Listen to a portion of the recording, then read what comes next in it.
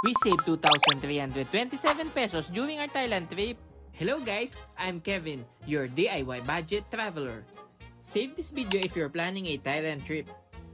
Paano nga ba makatipid? By choosing the right currency exchange booth.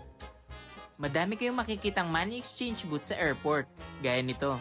0.413 ang palitan dito. If may 10,000 pesos ka times 0.413, may 4,130 baht ka. Oops! Wait lang! Tara, punta tayo sa basement.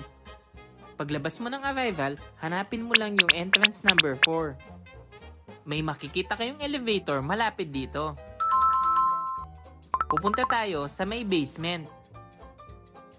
Sundan nyo lang yung sign na Airport Rail Link.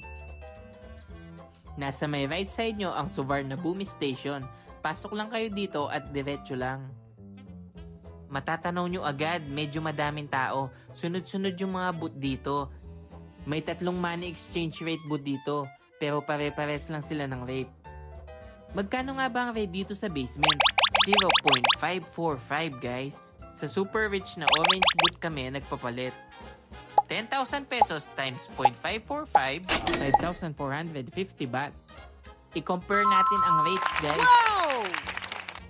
O diba, ang layo ng agwat ng rates? Follow for more travel tips. Bye!